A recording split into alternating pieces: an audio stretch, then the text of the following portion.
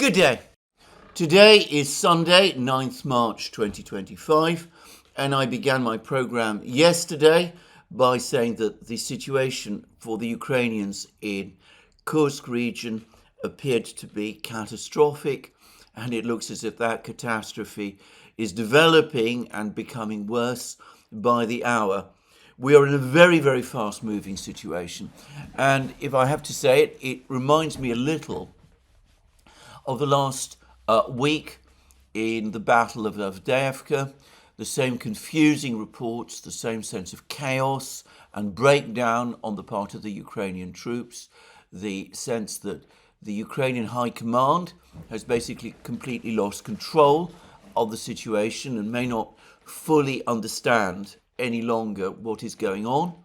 And the same sense in Kiev, maybe, that not only do they not understand, but that in some respects it's still managing the news, managing the information flow from Kursk that is more important than the unfolding battle itself. And that's not perhaps so surprising, given that in so many respects the entire Kursk operation from its inception back in August of last year right up to today has in some respects, in most respects in fact, been a matter of information management. As I've said many times, the moment the objective that the Ukrainian military set itself, the capture of the Kursk nuclear power plant, failed, something which it was likely that would happen in the first 5 days of the breakthrough into Kursk, and something which had become an absolute certainty after the first 2 weeks of the breakthrough, when it was clear that the Ukrainian advance into Kursk had essentially been stopped. Well, ever since that moment, when the objective of the original Kursk incursion was not achieved, it's all been about information management, nothing else. Of course, Zelensky has poured machines and men into Kursk.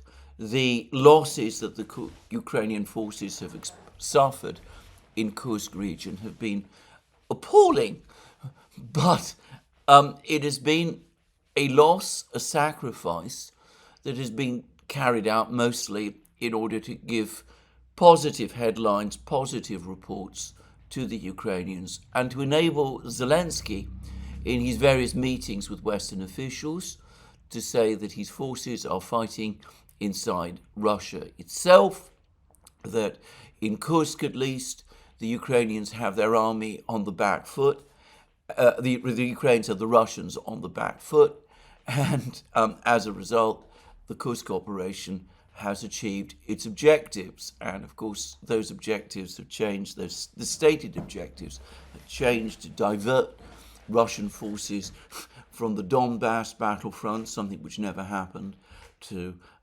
swap Ukrainian territory for Russian territory in Kursk region, all of those things. But ultimately, as I said, it's all been a media exercise.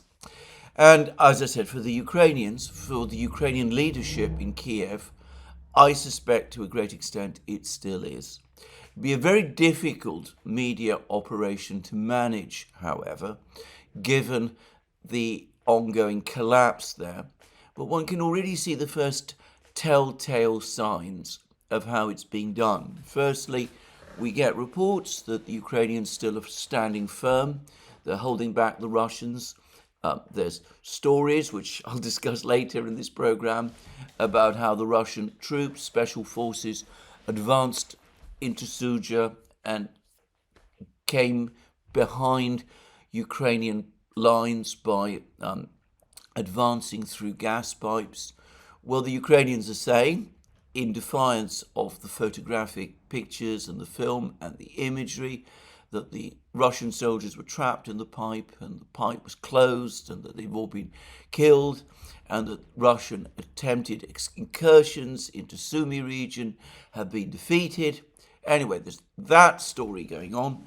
But alongside it, the story that I think is going to become the main story, the main explanation for this disaster is that everything was going well in Kursk region, except that terrible man, Donald Trump, came along and he switched off the intelligence information and stopped supplying us with weapons. Now, undoubtedly, that will have an effect over time if it is persisted with, but it cannot have much bearing in relation to what is happening in Kursk region, because the switch off of intelligence assistance and the ending of military supplies has been underway for less than a week. In terms of military supplies, Ukraine, we were told just a short time ago, had massive stockpiles of weapons rushed to Ukraine by the Biden administration in its closing weeks. So in no sense can one say that Ukraine is short of equipment. And as for intelligence, well, maybe that has played a small role, but we're talking here about a battlefield situation in Kursk region that was already going very, very badly wrong for the Ukrainians, and where it was already clear before Trump switched off the intelligence and before the arms supplies from the US ceased, it was already clear that the Ukrainians were only hanging on in Kursk region, in Suja region, by a thread, and that thread was about to snap. Now, I suppose, having said all of that, I must now discuss what is going on in Kursk region, and that is extremely difficult because the Russian Defense Ministry, as it always does, is keeping a stolid silence about the ongoing battles. It does every so often confirm when a particular village has been captured, but in this particular battle, it is clearly well behind the events, as it usually is, by the way. So we're not getting much information from the Russian Defense Ministry. We're getting very little. Even Group of Forces North, the military force that is undertaking this battle, is telling us relatively little.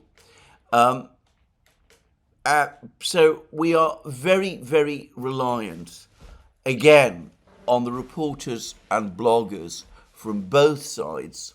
Some of whom are indeed, however, very close and in contact with the soldiers who are actually fighting. And so it's not always easy to get a complete and accurate picture of what's happened. Now, this information can be supplemented by video and drone footage. The drones, all the various drones that operate over the skies of Ukraine, have cameras, and they take film and pictures. The film provided by the Russian FPV drones that operate on the basis of fiber optic cables is particularly clear. It's in fact exceptionally clear, and that gives us certainly a view of what is going on the battle. But one has to say that, again, we are being shown by each side what they want us to see, and the reporters and the bloggers and all of these people are getting swept along inevitably by the emotions of the moment, and what they say must not be assumed necessarily to be completely true.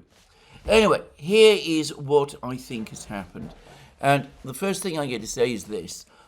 It's very, very clear that this operation has been planned over several weeks. This is clearly not an operation that the Russians sprung into action over the last couple of days when they heard that Donald Trump was stopping military supplies to the Ukrainians and was switching off intelligence assistance. There's been some claims, I've noticed, to that effect, certainly in the British media, but that is ridiculous. This is an extremely complicated operation that the Russians are conducting, and it is clearly an operation that was prepared over several weeks at the very least.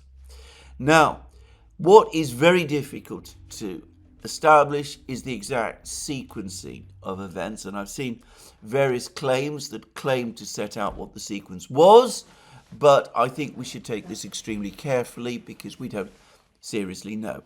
What we can say is this, that over the previous weeks, the Russians, as I have discussed in many programs, have been gradually edging closer, ever closer, to the main supply road between the city of Sumy in Ukraine and Sudzha itself, the small town 11 kilometers from the Russian border, the only town that the Ukrainians were able to capture over the course of the entire Kursk operation, and which has now become their last remaining significant holdout. This is in Sudzha and its surrounding environs. This is where the Ukrainian forces in Kursk region are now concentrated. So the Russians were edging closer to this road. The major event, the single thing that changed the entire situation with respect to this road, was the capture about 2 weeks ago by the Russians of the village of Sverdlikovo inside Kursk region, inside Russia, in other words. Now, that meant that the Russians were able to start an advance into Sumy region, which brought the Russians close to the main road in Sumy region itself. And it also meant that the Russians were able to advance and attack another village called Lebyedivka. And just to anticipate, reports today show Russian troops in Lebyedivka raising Russian flags in the center of the village. So it seems almost certain that this village also has been captured by the Russians. Anyway, the Russians have advanced also from Sverdlikovo and have captured Lebyedivka, and this has brought them very close to the road, well within distance of the various drones that they operate. The drones can fly over this road for long periods of time. There's no difficulty with fiber optic cables or anything of that kind. And whilst the road has not been entirely closed, it has become very, very difficult to use. Now, simultaneously with that advance from the west towards Sudzha, the advance in Sverdlikovo, the Russians have also been advancing towards the road from the east. They have been steadily, over the last few weeks, been capturing village after village, south and east of Sudzha. Perhaps the most important village that they captured was the village of Plyokovo, which they captured about 6 weeks ago, but they've gradually been pushing forward also towards the same road, but this time from the other side, from the eastern side. And they've also recently, apparently, successfully crossed a small river, the Psyel River, in this general area, which has also brought them closer to the road. So the result is that though the road itself physically remains under Ukrainian control, the Russians are located very close to the road on either side of it.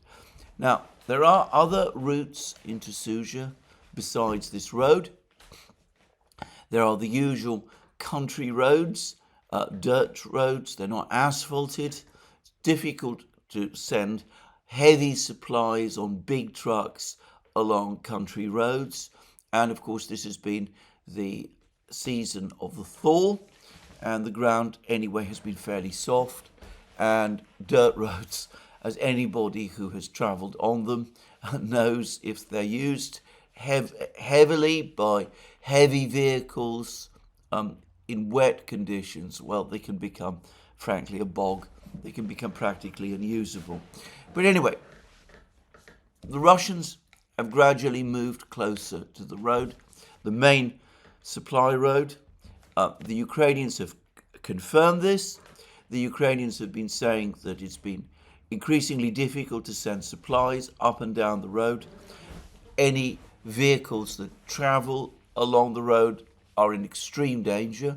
They can be tracked and destroyed by the Russian drones, and of course by the Russian mortars and anti-tank missiles from the various positions that the Russians have established along that road. In addition, even as the Russians have gradually been choking off the supply lines to the Ukrainians, they have for some weeks now also been pressing on the Ukrainians from the north, specifically towards this village of Malaya Loknia, which was fought over so many times. Sometimes the Ukrainians have controlled it, sometimes the Russians have controlled it.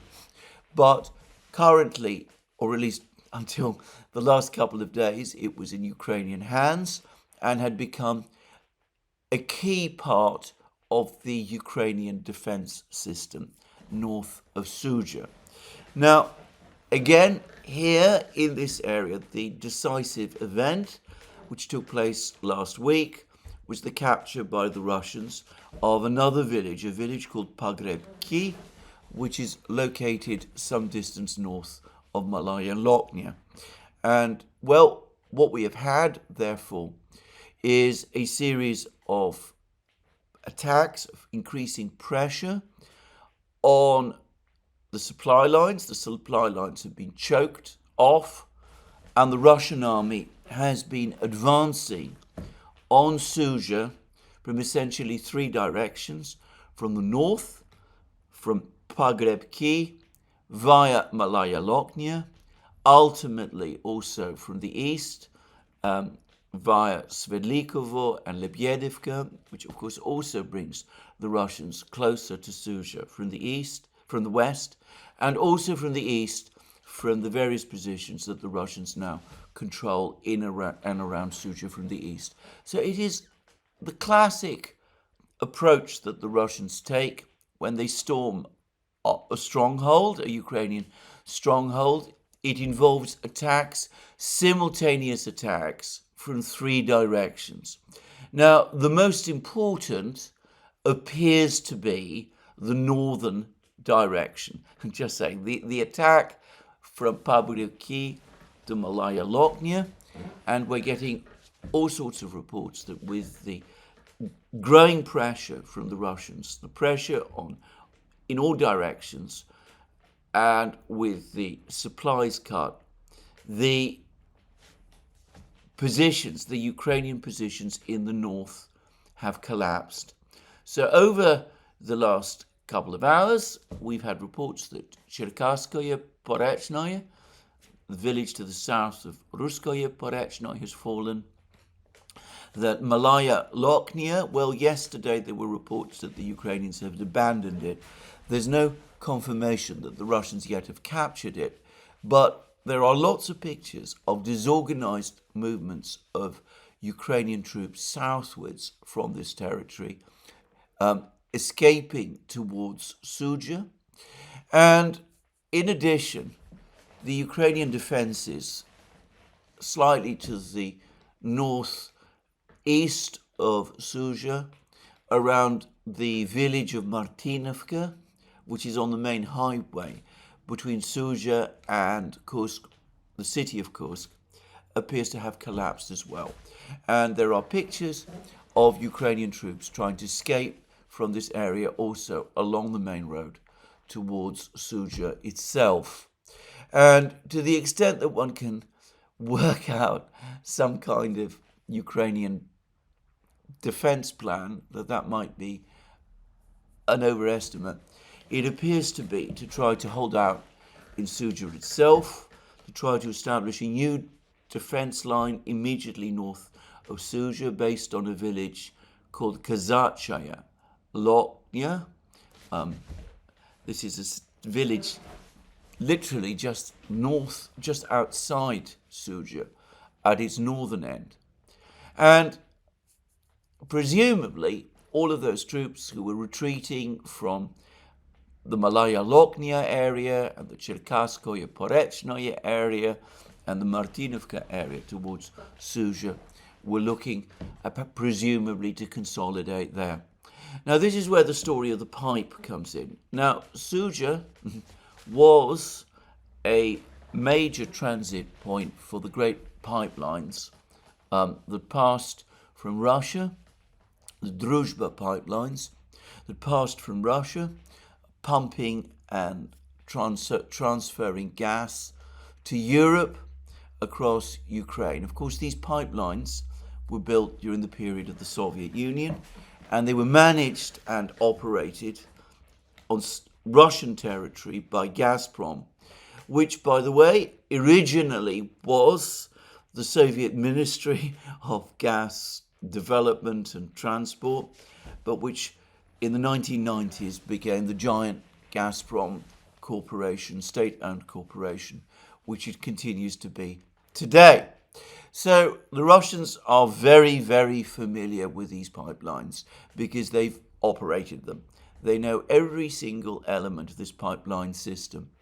Now, what appears to have happened is that after Zelensky took the decision back in January to stop the flow of gas from Russia across Ukraine, that further transfers of gas along these pipelines, this pipeline, basically ceased. And this opened up the possibility for the Russian military to use the pipeline, which was no longer filled with gas, to conduct operations in Syria itself. I am going to make a guess here that this operation, this entire offensive, which we see playing out now, was probably planned, or at least the planning and preparation for it began shortly after Zelensky took that obviously now fatal decision to refuse to renew Gazprom's gas supply contract. So the Russians have the gas pipelines empty of gas. They know all about the pipelines. They know where they're located. They know where they reach.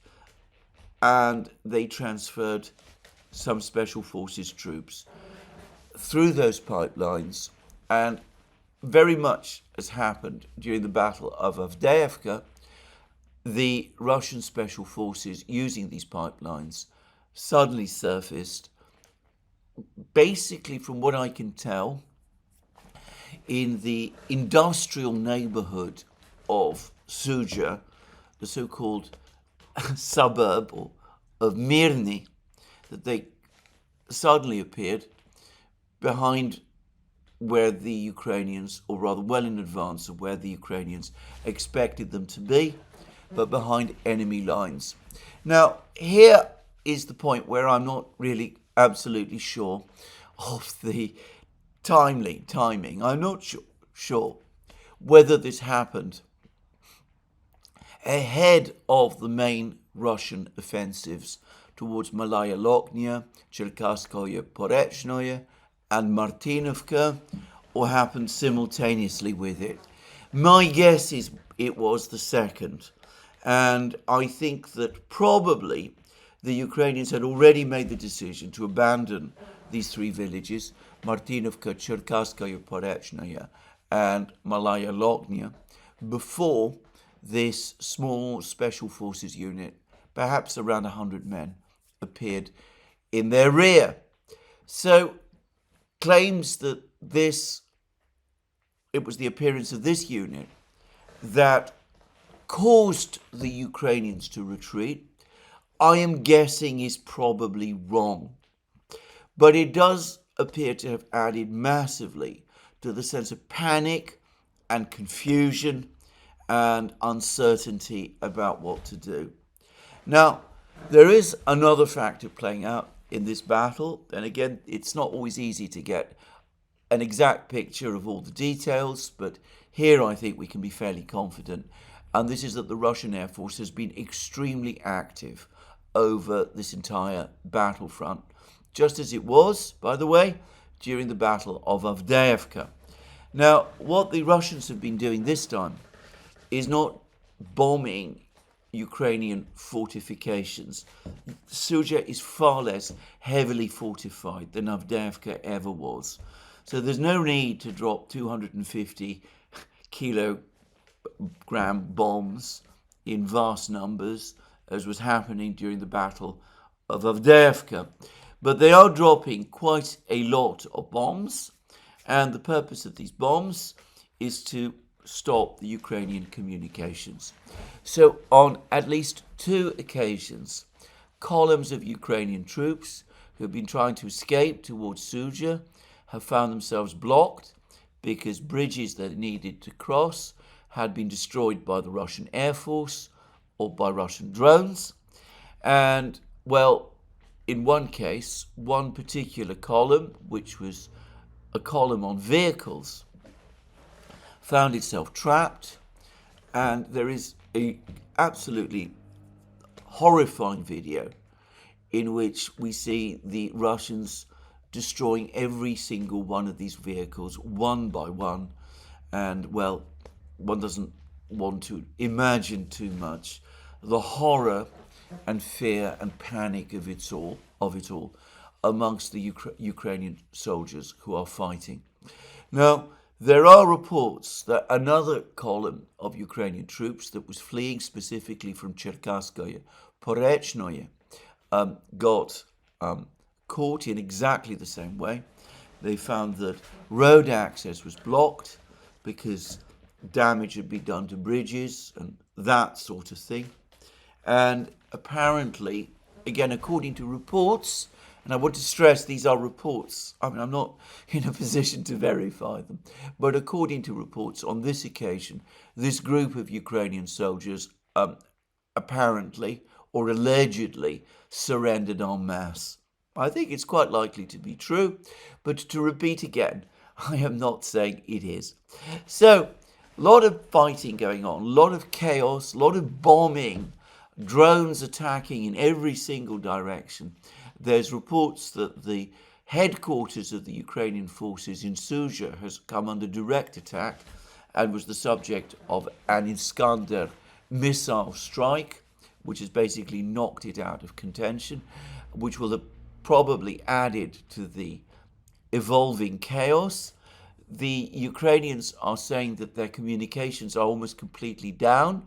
Starlink has never worked in Kursk, so the Ukrainians have had to rely on other communications facilities, and presumably, these are all being jammed. The Russians probably have worked out a jamming program or plan to block all of these communications, and all of that is adding to the sense of chaos and confusion as well. And, well, in all of this, with the bombing, with the shelling, with the Russian advances, with the panic, and it is well known in wars, apparently, that the heaviest losses armies experience is when they retreat in a disorganized way. Anyway, amidst all of this panic, there are reports of hundreds of Ukrainian soldiers being killed. I saw a claim yesterday that up to 1,000 Ukrainian soldiers had been killed over the course of yesterday. Though again, to stress, that is a number I simply cannot verify. And it seems very, very high to me. But who knows? But anyway, it is a picture of chaos and collapse and of extraordinary disorganization. And other than spreading stories that Donald Trump is somehow to blame for this disaster, I don't get a sense that the Ukrainian command seems to know what to do in this situation. At the time of the fall of Avdiivka, there was an awful lot of argument and recrimination between Ukrainian leaders, military leaders, and Zelensky. There was a decision made over the course of that battle to sack the then overall commander of the Ukrainian military, who was General Zaluzhny, and replace him with the current commander, who was General Syrsky. General Syrsky announced that he would organize a counterattack to relieve the Ukrainian troops in Avdiivka, as I well remember. And then about a day later, he reversed it and announced a complete withdrawal. And that withdrawal did take place in a state of massive confusion and appalling losses, with large numbers of men, as I remember, being taken prisoner. A fact that the Ukrainians have never admitted, by the way. Well, at least, despite the appearance of chaos and muddle and disorganization, we were getting some signs that the Ukrainian leadership on that occasion was trying to do something, was making decisions, was giving orders, even if those orders had little bearing on reality at all. This time, it's been an eerie silence. It's as if the Ukrainian leadership, Syrsky, who's of course still the commander, the other members of the general staff, have just been taken completely by surprise by these events, which frankly is astonishing, given that, as I said, they were playing out over several weeks. I mean, if you followed my program, you could see that this was coming. Anyway, it's as if the Ukrainian command simply can't bring itself to understand that its positions in Kursk region, in Syria, are rapidly moving towards a state of complete collapse. To get a sense of how disorganized in this area the Ukrainians appear to be, just consider that this particular event that has attracted so much attention, the use of an underground pipe by the Russian special forces to capture positions in the enemy's rear, is one which the Russians have used before. They've used it famously in Avdiivka, where they pioneered it. I have some memory that they used it somewhere else also. I believe in Chasiv Yar, though I may be wrong about this. But it's something that the Russians have done before, and given the large number of pipes, all of underground pipes in and around Suja, because of the town's purpose has a gas transit station.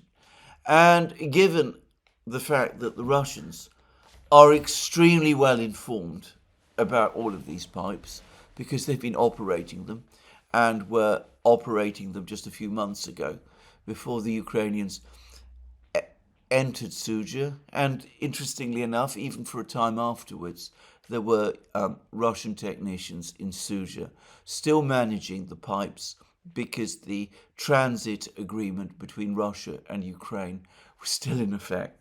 Anyway, given that the Russians have done this before, and that there are the pipes there, and that the Russians obviously know all about these pipes, one would have expected the Ukrainians to prepare for this and to take steps after January, when the flow of gas through the pipes stopped, to ensure that the pipes were blocked so that the Russians wouldn't be able to do something like this again. The fact that the Ukrainians didn't, well, maybe there were reasons why they couldn't. Maybe there's just too many pipes. I doubt that, by the way. Maybe there were physical constraints. Maybe they thought that at some point the pipes would be turned on again, and so they didn't want to destroy them, which seems a strange thing to do for a country that is facing an existential situation. Anyway, whatever the reason, the Ukrainians seem to have completely ignored the possibility that the Russians would do this whole thing all over again. Anyway, the very latest reports say that Mirny, the industrial district of Suja, is now fully under Russian control. Now, again, I want to stress, these are reports. They're not confirmed reports. It's impossible to corroborate reports of this kind. I am not corroborating them. All I am saying is that the reports say that that is the position, that the Russians control all of Mirny, the entire industrial area, and that they're now pressing towards Kazachia, Lokhnia, And, well, it's not clear exactly what is going on in Martinovka, but it's widely assumed that the Russians will soon control Martinovka again. At which point, if all of this is correct, and I expect it is, then we will have a small territory, built up territory around Suja,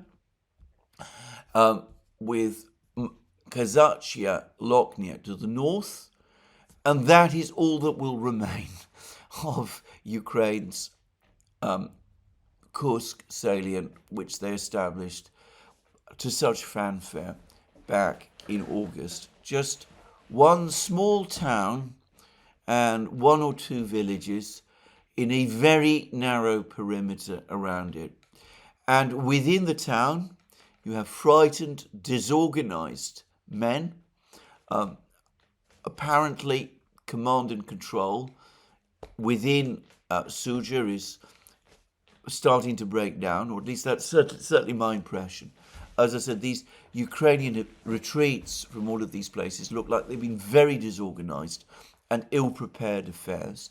Anyway, the Ukrainians still have significant numbers of troops in Suja itself, but with the pressure that's building on around them, with the Russians on every side, with the drones operating over the skies, with the Russian Air Force active, and with the supply lines essentially cut, it's very, very difficult to see how they can hold out for any length of time at all. Now, there's been a lot of discussion on the internet about what the Ukrainians should do in this situation. It's been suggested that perhaps the wisest thing for them to do would be to retreat, to try to escape from Suja to Ukraine itself. It's not clear exactly how they would do it, given, as I said, that the Russians have drone control and over all the various roads, the dirt roads and all of that. And obviously there might be some means to retreat, but it looks as if large numbers of men cannot retreat down the main road to Sumy. That would be suicide. And of course the vehicles in Suja will have been left completely behind. So that looks like something that the Ukrainians could do. Maybe they should do it. Maybe that's what they will do now. Though, to say it clearly, if they do try it, my guess is that Zelensky himself will be absolutely furious. Syrsky will receive a ferocious tongue lashing. There will be again a tremor in the political system in Kiev, and there will be lots and lots of criticism of Zelensky himself, because he is the author, if you like, of this debacle. And in light of all of that, my own guess is that Zelensky's preference, as it was with Avdiivka, will be to try to hold out, to tell the soldiers to hold out, to try to arrange a relief force to try and reinforce them or to try to extract them. That's what Zelensky has always done whenever there's been episodes like this. Though I have to say that the geography and the way in which this battle has played out makes it very, very difficult for me to see how sending a relief force to these Ukrainian troops can realistically be done. The Russians control all the main roads, or have fire control over all the main roads. The Russians are stationed inside Sumy region itself. The Russian Air Force is extremely active. It seems to me that sending a relief force, assuming it can be pulled together, there are some claims that Syrsky is presumably on Zelensky's orders hurriedly transferring troops from Donbass to try to stabilize this situation. Anyway, if this is attempted, it seems to me more likely that it's going to compound the problem, compound the crisis, and lead to an even bigger disaster than the one we see playing out at the moment. It reminds me again of the stories about relief operations in the Battle of Avdiivka. Syrsky, for a time, still thought it might be possible. As soon as he arrived in the Avdiivka area, he immediately realized that it couldn't be done, and he reversed all the orders. And I suspect something like the same would happen again. So, a relief force probably is what Zelensky will initially at least insist on. There are probably huge rows going on in Kiev about all of this. Others will be saying retreat, but retreat has been left desperately late, as it always is in this war. And it's far from clear that the Ukrainians can retreat, and certainly they wouldn't be able to retreat and escape in one piece. The third option is to stand and fight and play out the same story as the Ukrainians played out in Mariupol, stand and fight for as long as they can, and then surrender when the moment of defeat becomes inevitable, in which case several thousand of Ukrainian troops will fall into the Russian bag. Now, the problem with doing this in Suja is that there is no great industrial plant in Suja comparable to the Azovstal factory in Mariupol, with deep reinforced bunkers where men can retreat to and hold out. There's nothing like that in Suja. It's a small town of between 6,000 and 7,000 people before the war. The industrial area supposedly is already under Russian control. There is no position or point where the Ukrainians can hold out for any length of time in the way that they did in the Azovstal factory in Mariupol. So, to say it simply, I think that the option of holding out and resisting is impossible, and I would expect that if it were ever attempted, we'll probably start to see surrenders take place very quickly and on a cumulative basis, and people giving up almost as soon as they can. Zelensky drove the Ukrainian army in Kursk into a trap. I was saying it on the day that the operation in Kursk happened. Others, far more understanding of military matters than me, like Jim Webb and Daniel Davis, have been saying the same thing. Others still, including people who are familiar with Russian sources, go further and say that it was a trap that the Russians deliberately laid.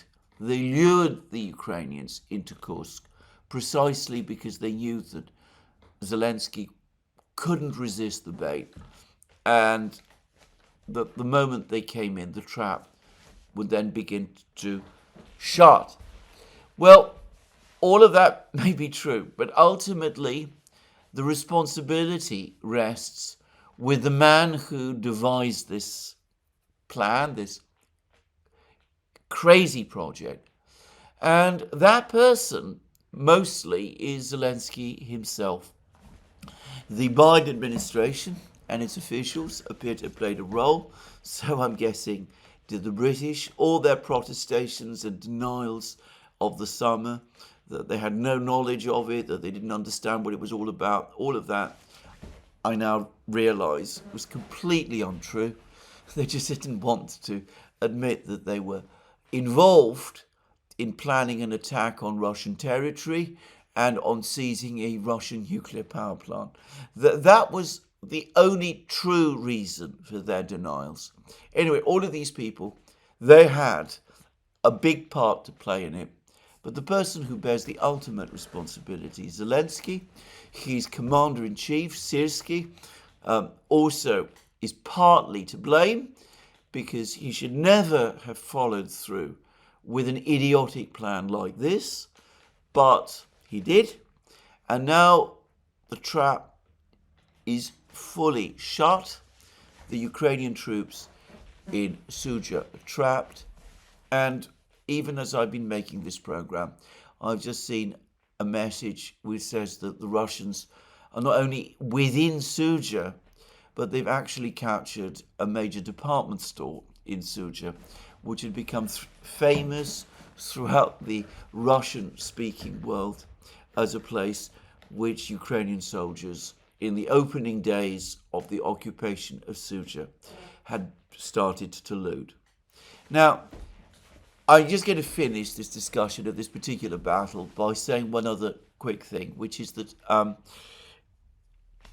even if the last report about the Russians having occupied this department store, which would put them in the residential area of Suja, as opposed to just the industrial area in Mirny, even if this report is true, it doesn't mean that the Battle of Suja is going to end in the next few hours, though of course it may do.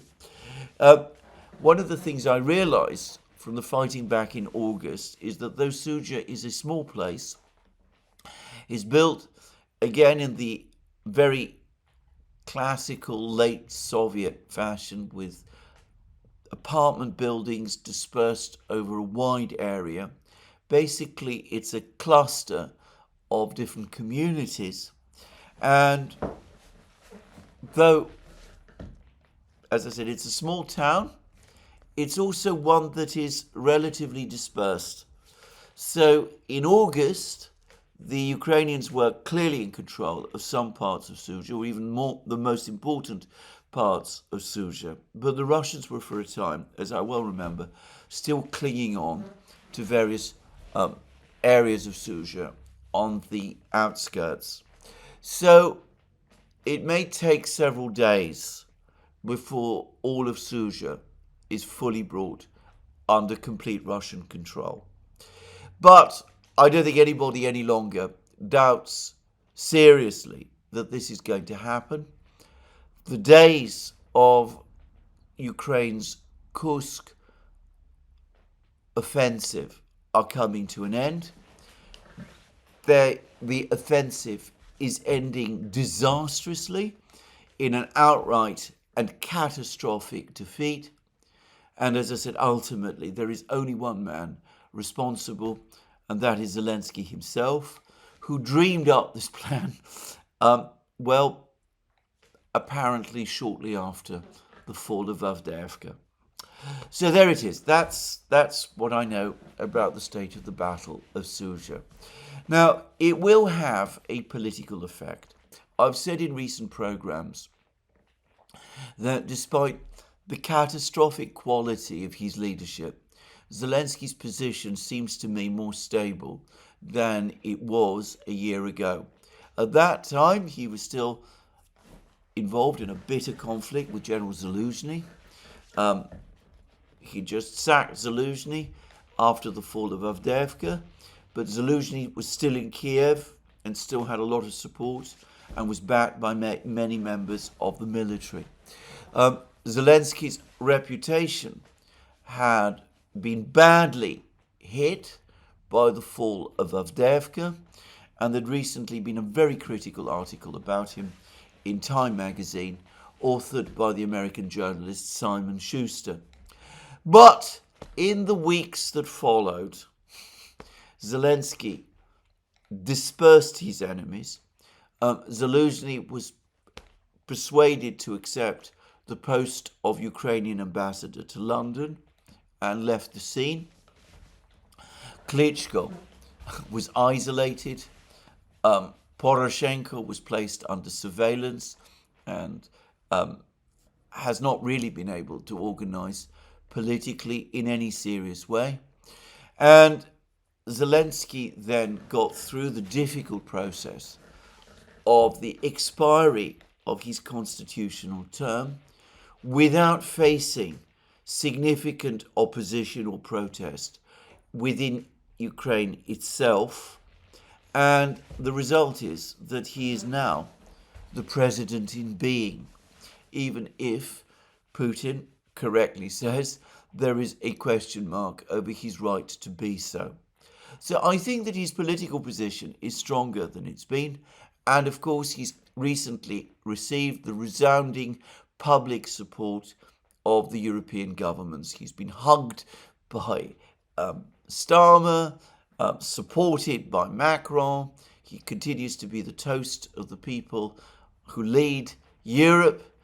And of course, all of that is communicated back to Ukraine.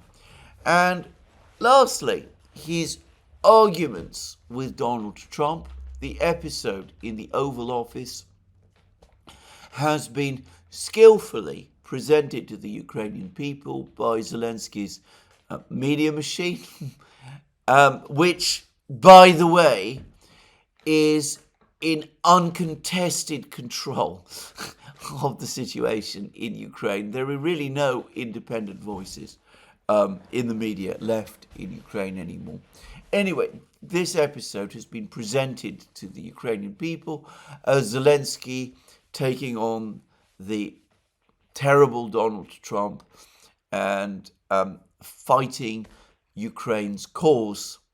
So I myself think that even though the catastrophe in Kursk is going to be a very, very significant blow to Zelensky's prestige, I still think that hopes, expectations from the Americans and the Russians that he might pack his bags and go are probably likely still to be confounded. He can't take shocks like this forever, but I remain of the view that it's going to be very, very difficult to force his removal. And that brings me to the talks that are about to begin on Tuesday in Riyadh. The British media has suddenly yesterday woke up to the fact that important high-level talks are taking place in Riyadh between the Americans and the Ukrainians, and that Zelensky himself will not be participating. And they've suddenly understood, there were articles about this in the Daily Telegraph specifically, they've suddenly understood that given the importance of these talks for Ukraine, it is extraordinary that Zelensky is not participating directly in them. And the fact that he is not shows the extent to which he is in deep disfavor and the extent to which the Americans do not want to talk to him. And clearly, the Americans are trying to isolate the Ukrainian delegation that's coming to talk to them in Riyadh from the Europeans, which is why the meeting is happening in Saudi Arabia, from Zelensky's political allies in the United States, of whom there remain many, but also from Zelensky himself. As I said, he is being intentionally kept away. But I have to say that as of now, the portents for this meeting do not look entirely good. The reports I am getting is that Zelensky has told the leaders of the delegation, who are headed by his chief of staff, Andrei Yermak, that his position and Ukraine's position should remain the same, that they should insist on security guarantees from the United States, that they should insist that there will be no ceasefire without security guarantees, those sort of security guarantees, and that they're not prepared to talk to the Russians unless they have a promise, that kind of promise of security guarantees. Now, unless there is a complete reversal of position by the United States, and unless Yermak decides to go his own way, which of course he may do.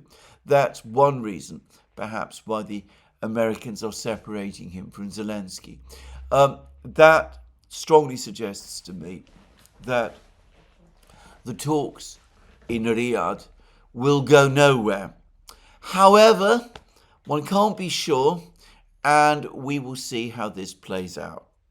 Anyway, in the meantime, the conflict goes on, obviously, but I've been getting a significant more amount of information about the Russian position.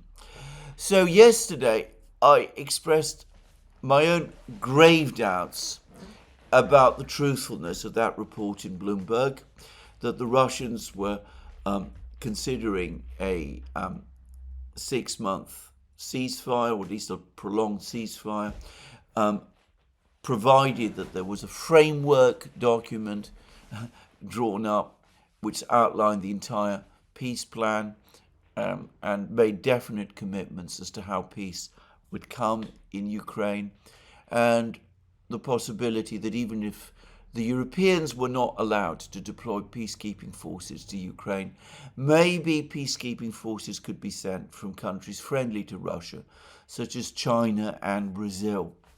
And I suggested that the people who had probably been informing Bloomberg about that article were not Russians at all. They're not identified in the article as Russians, but more likely diplomats and officials based in Moscow, or perhaps not even in Moscow, in various other places, some of them perhaps from Western countries. Just saying. Now, over the last 24 hours, an absolutely invaluable source who has access to information from inside Russia, information not from inside the Kremlin, I want to stress, but from inside Russia, and specifically from the Russian parliament, which conducts a lot of its discussions in the open. I don't think this person is breaking any rules, just to say.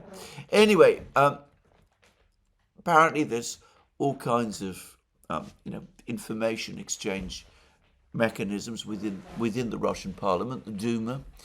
Anyway, this person has told me that he is confident also that the Bloomberg report is absolutely untrue.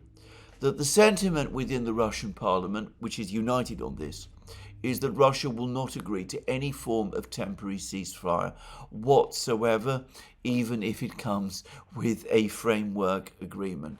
The Russians have repeatedly said that as far as they are concerned, there has to be a complete agreement that addresses the root causes of the war, and they will accept nothing less. They've gone along with ceasefires in the past, and it has always worked out to their disadvantage.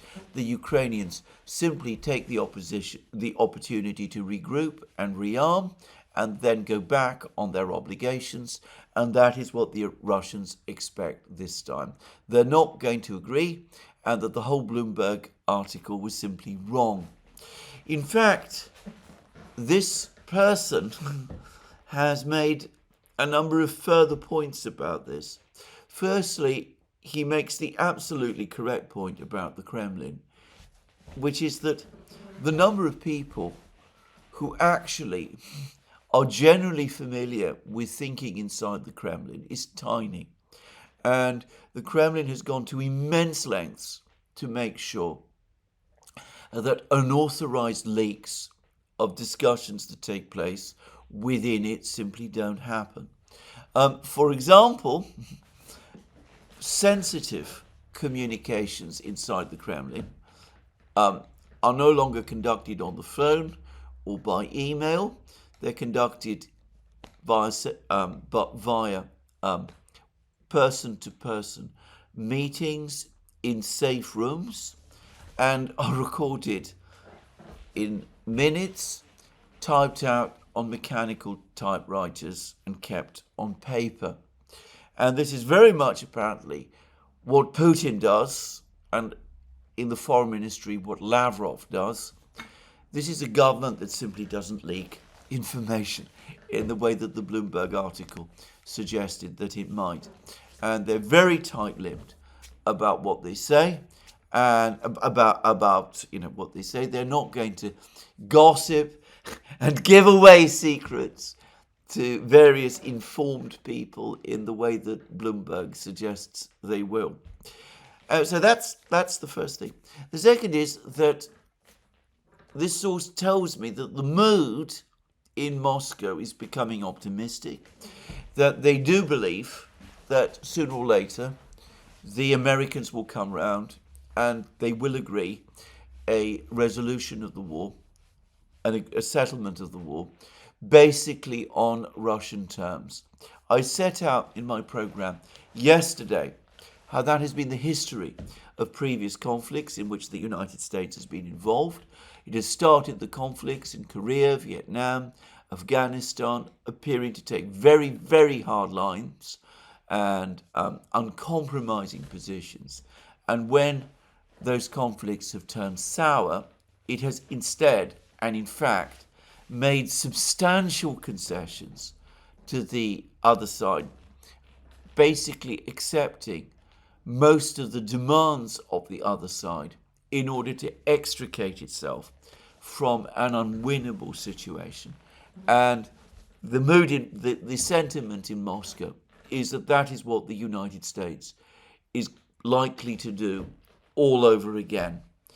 But the mood in Moscow also is very much that these threats that come ever so often from Donald Trump and other US officials, Kellogg in particular, about mounting further sanctions on Russia should not be discounted, that they should be taken very, very seriously, and that Russia should prepare for that possibility, that it should not make any concessions in the face of those threats, but that it should not assume that those threats are not real, and that it should therefore prepare for the possibility that those threats will be made effective.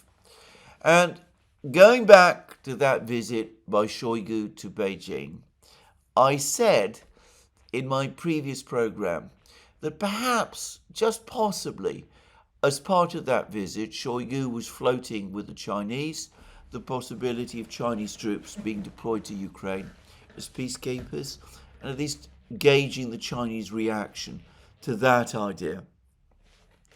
But I wonder whether perhaps, in light of what we're told about the mood in Moscow, there aren't other factors at play as well.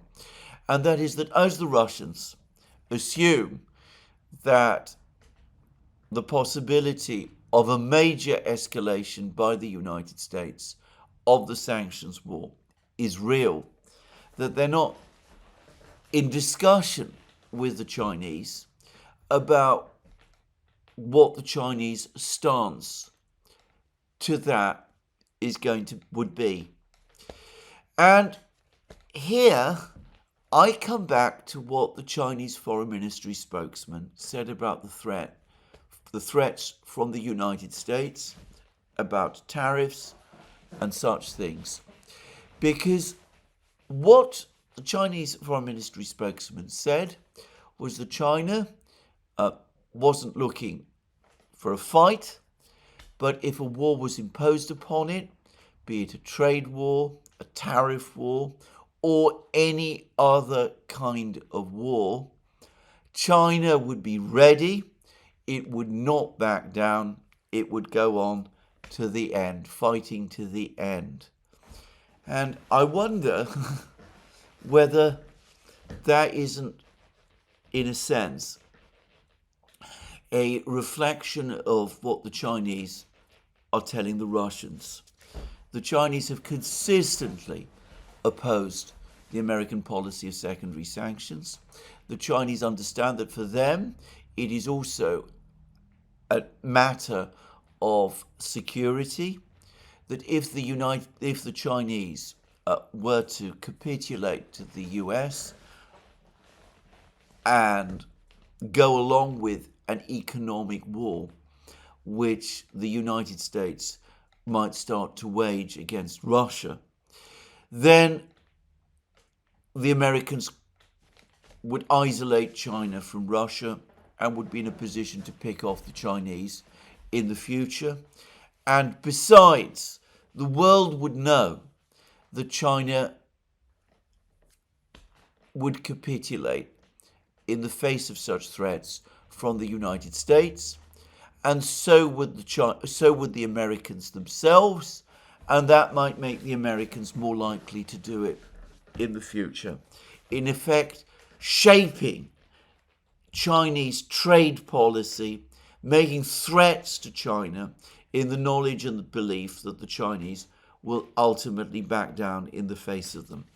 So it seems to me that what perhaps has happened is that Xi Jinping and Wang Yi told Shoigu that if Russia does face an economic war launched against it by the United States, China will remain firm and will continue to build its partnership with Russia.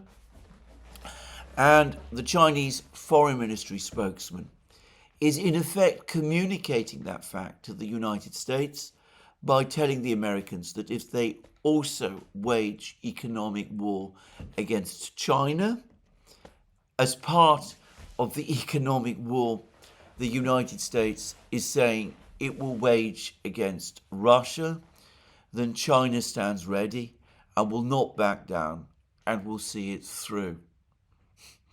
It makes sense to me. It is consistent with the very strong language that the Chinese officials have used. So, the Russians prepared to take a very hard line. They're not willing to be backed down. They're not going to back down. They're going to stand by their position. And their public statements about not being willing to accept temporary ceasefires, they should be taken as true, and suggestions that they might be willing to consider ceasefires, those are simply wrong. Now, here I'm going to say something. I think that the United States, when it is confronted by this, Russian hardline, and when it is confronted by a Chinese hardline on the question of secondary sanctions, what realistically is it going to do? Donald Trump has, on 2 occasions, publicly threatened the Russians with sanctions. The Russians have just shrugged their shoulders and basically said, bring it on.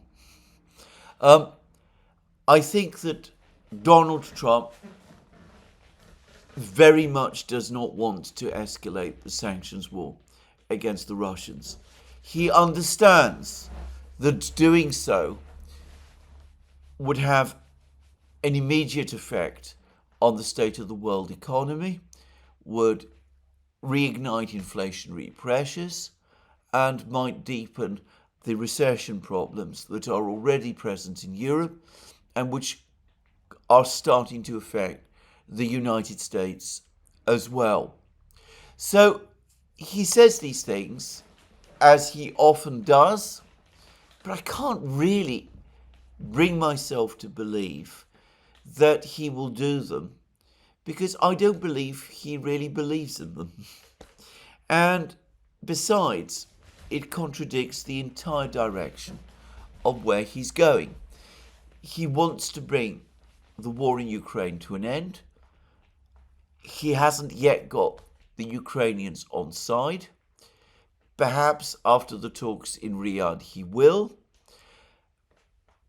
But even if he gets the Ukrainians on side, he still faces the fact that the Russians are not prepared to go for a ceasefire for the very many reasons that they've set out.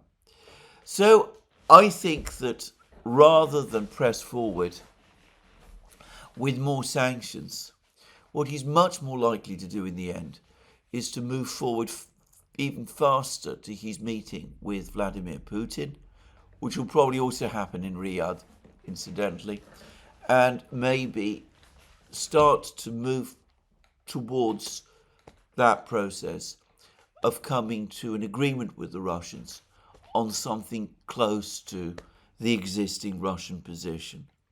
So that, I think, is the poker game that is being played at the moment. Donald Trump told Zelensky during that Oval Office meeting that Zelensky has no cards. That is absolutely true. Elon Musk has just commented on that if he switches off Starlink, Ukraine simply cannot continue the war. That might be an overstatement, but it is not a wild overstatement. Ukraine has become very dependent on Starlink over the last 3 years. And if it were to be disconnected from Starlink, it would be facing a grave military crisis. So, when Trump says to Zelensky, you don't have any cards, the United States' cards, but Ukraine does not, he's telling the absolute truth. But Trump has also said, and he's also correct about this, that in this game, it's the Russians who have the strongest cards. They're winning the war, as they've just demonstrated again in the battle in Kursk region. In the battle in Syria, that is now unfolding. And given that this is so, the United States, logically, is going to have to bend in their direction. To repeat a point which I have made many times, in any rational world, this should not be a problem, given that the Russian demands are not unreasonable, given the previous history, the long connections between Russia and Ukraine, and the fact that the Russians are winning the war. Anyway, we will see where this all goes. Meanwhile, the Russians have made absolutely clear over the last 2 days that they are completely furious with Emmanuel Macron. I've never seen the Russians so angry with any Western leader up till now. They've never expressed themselves as angrily about Macron as they have done, as angrily with Biden as they are now doing with Macron, for example. They've always been much more restrained in what they've said about Biden, with what they've said about Boris Johnson, what they've said about all of the British leaders altogether. But Macron, his broadcast on Monday has enraged them. And I myself don't have any difficulty understanding why. And the reason is that Macron made, I think, the absolutely disastrous mistake of bringing up the Minsk agreement and accusing the Russians of having violated it.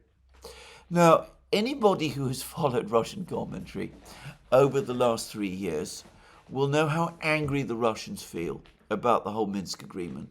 The fact that they feel that they were taken for a ride, that the Ukrainians signed it without having any intention of implementing it, that the Germans and the French pretended to guarantee it, but all along saw it as a mechanism to give Ukraine time to rearm and reorganize and prepare for a longer war, that the Americans and the British voted for it at the UN Security Council, but in fact all along were working to undermine it.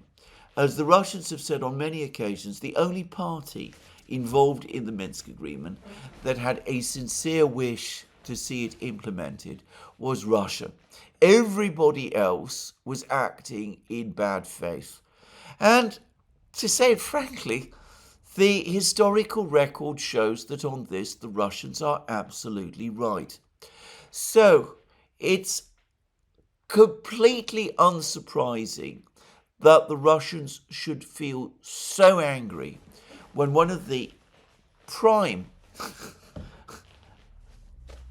individuals most responsible for the failure of the Minsk agreements, Emmanuel Macron, now turns round and has, as the Russians would see it, the effrontery to pretend that it was they who violated it when he actually knows otherwise. Now, remarkably, there have been 3 consecutive statements about Macron. The first was made by the Russian Foreign Minister, Sergei Macron, and I'm not going to read them all, but first of all, he was asked whether Macron's talk about nuclear weapons was a threat against Russia, and Lavrov said, of course it is a threat against Russia. If they regard Russia as a threat and convene a meeting of the chiefs of general staffs of European countries and Britain, and if they say that nuclear weapons should be used against Russia and that they should be ready to use them, we regard this as a threat. And he then says, and this is very typical of Lavrov, talking very sarcastically, unlike his predecessors who wanted to fight against Russia, like Napoleon and Hitler, Mr. Macron is not acting elegantly. They openly said that they wanted to conquer and defeat Russia. He obviously wants the same, but for some reason says that they need to go to war with Russia so that it does not defeat France. He insists that Russia poses threats to France and Europe. And then Lavrov said, Macron is known for saying he would call Putin to talk with him. He has the ability to do so. Nobody stops him. On the contrary, President Putin has pointed out on numerous occasions that he was open to contacts with all his colleagues. Regarding the patently unwise claims that Russia is preparing for a war against Europe, President Putin has stated repeatedly that this is nonsense and madness. Every reasonable person can see that this is not what Russia wants. And then Lavrov also talked about how the Europeans are in a state of hysteria about the fact that the Americans are disassociating themselves from it. But then he really gets really angry when he talks about Macron accusing the Russians of breaking the Minsk agreement. It sounded strange to me that Mr. Macron, when the Russians refer to a world leader as Mr., it's always a bad sign, by the way, stepping into the shoes of Napoleon, when it seemed strange to me that Mr. Macron stepping into the shoes of Napoleon, who wanted to conquer Russia and making his clearly delusive intentions, and masking his clearly delusive intentions, has accused President Putin of deception. By joining this, he has joined a dialogue in absentia with President Trump, who said that everything he agreed with Putin was always implemented. President Macron has decided to do as Zelensky did, who claimed in the Oval Office that President Putin had violated some agreements 25 times.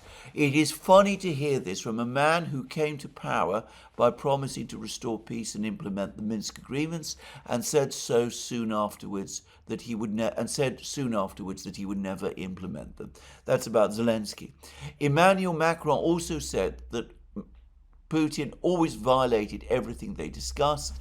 In particular, he suggests his accusation also applies to various discussions that then took place to implement the Minsk agreement. And then Lavrov gives verse, book and chapter about what actually happened at the various meetings in which Macron was present and in which Macron participated, and shows that in fact it was the Ukrainians who violated the Minsk agreement, and that the French and the Germans deceived the Russians what Angela Merkel and Emmanuel Macron said in Paris in 2019 about the need for that summit to save the Minsk agreement turned out to be a lie.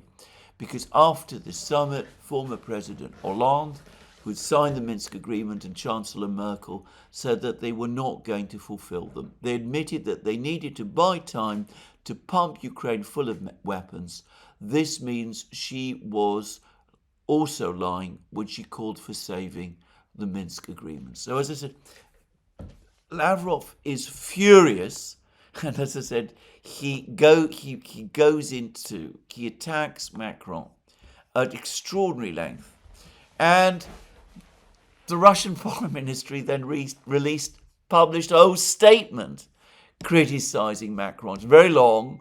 I'm not going to read it through, not all of it, but again,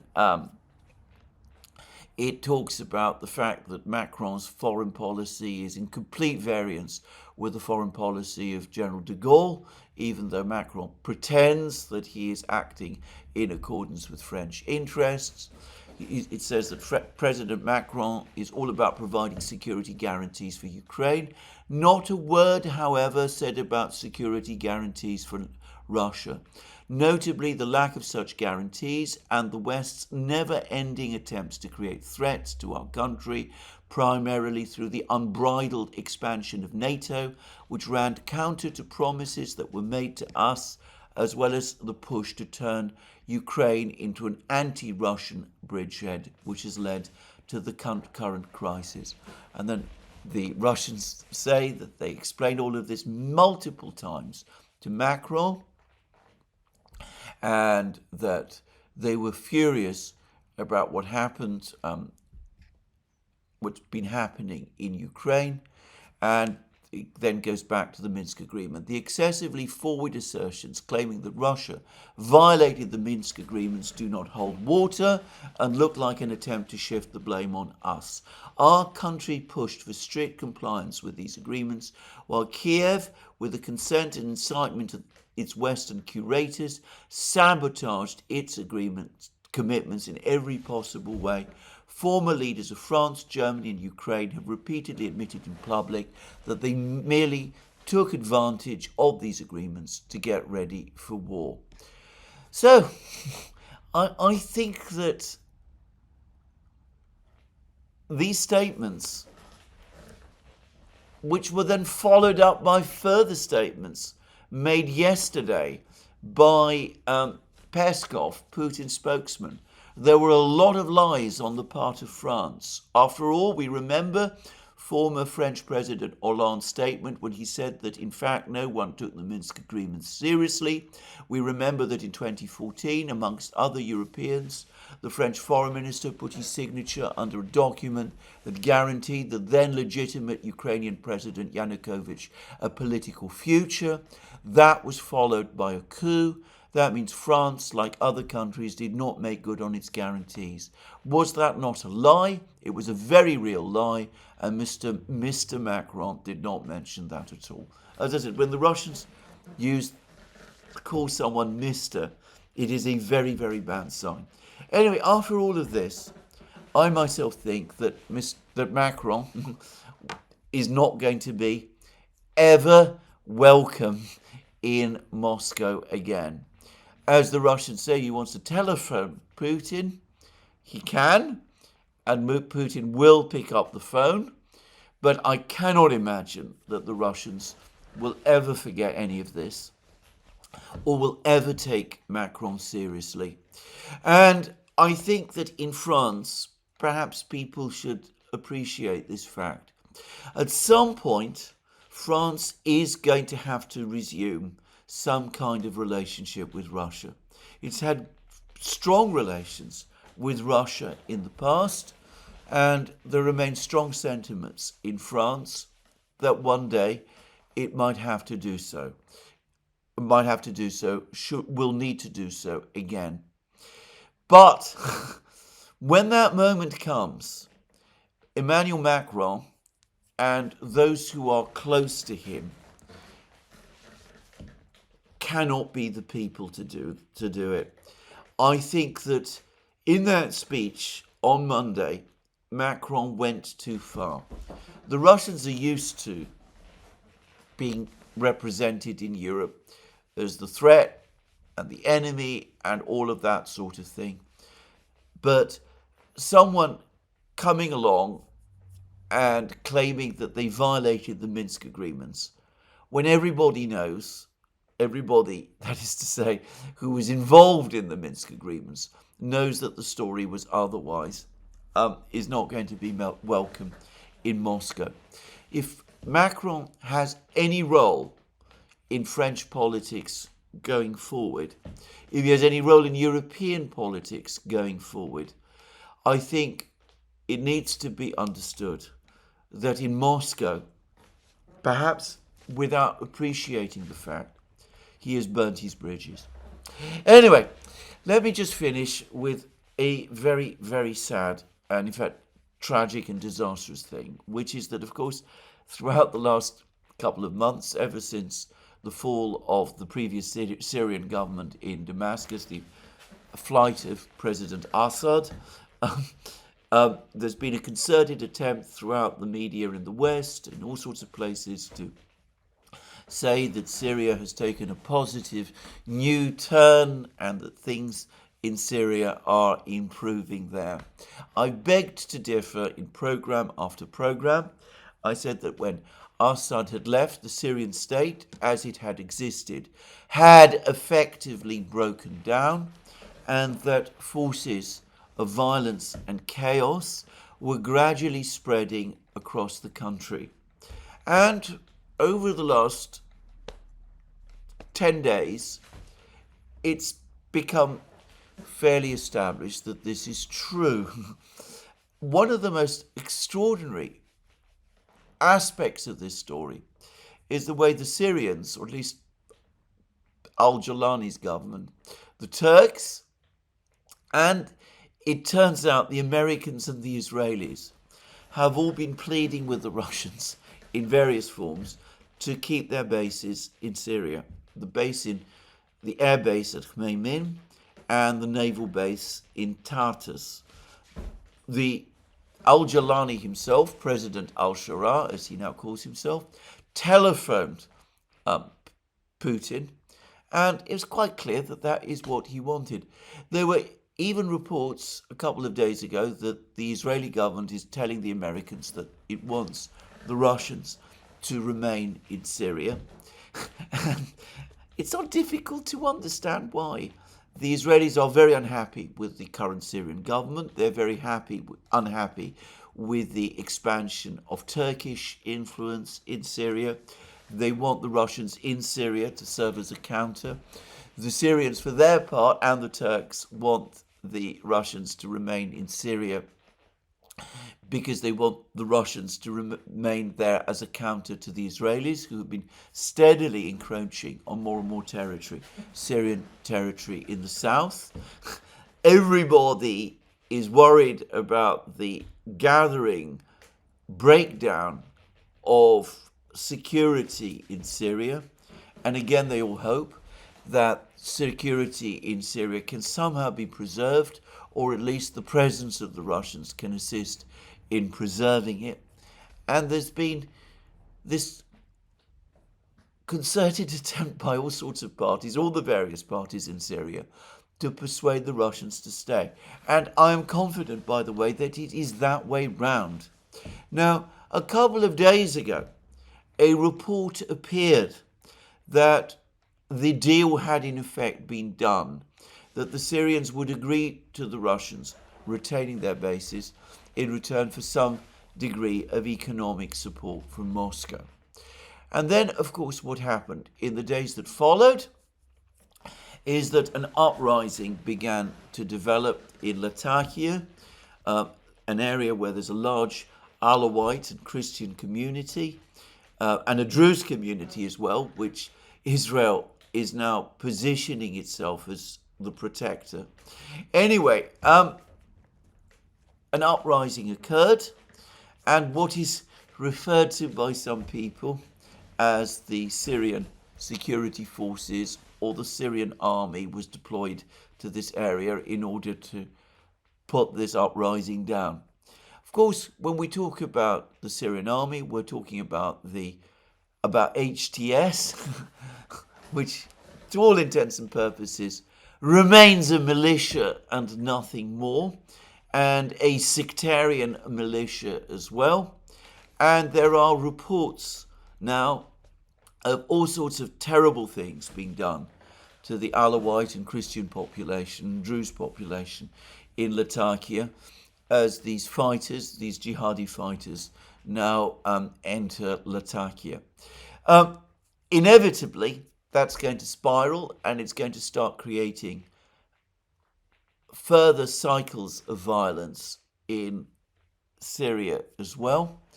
And very poignantly, in the meantime, the Russian bases are becoming the safe haven.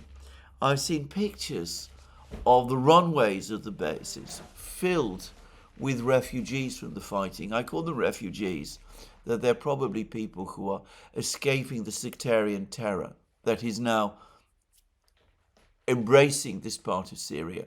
Anyway, they are filling the runways. Whole families seem to be there, looking to Russia, which appears to be the only party able to protect them. I don't think there's very much that the Russians can do in this situation. I think the Russians will provide as much humanitarian assistance to these people in their bases that they can, but I don't think there is any mood in Russia any longer to intervene in Syria on anybody's behalf. I'm going to even go further and say that in time, once the present fighting has ended, the fact that the fighting has taken place and these scenes in Latakia might actually make the Russians think twice about accepting any Syrian proposal that they retain their bases. Though, to be clear again, I don't read the Russian mind, so I don't know. I don't know what the Kremlin is thinking about all of this. And the underlying point I want to make is this. Syria, it seems to me, is continuing upon its long, dark journey, the one that it began with the uprisings that took place against President Assad's government back in 2011. The stabilization that people saw after Assad left has always, in my opinion, been an ephemeral affair. We've seen violence in the Kurdish regions, violence in Latakia, the economic situation in Syria deteriorates. I think that, as I said, Syria's long drawn out agony is destined to continue, and I'm afraid it will continue for a very long time. Well, on that very bleak note, I finish today's program. Let me remind you again, you can find all our programs on our various platforms, Locals, Rumble and X. You can support our work via Patreon and Subscribestar. Links under this video. Don't forget also to go to our shop. And last but not least, if you like this video, please remember to tick the like button and to check your subscription to this channel. That's me for today. More from me soon. Have a very good day.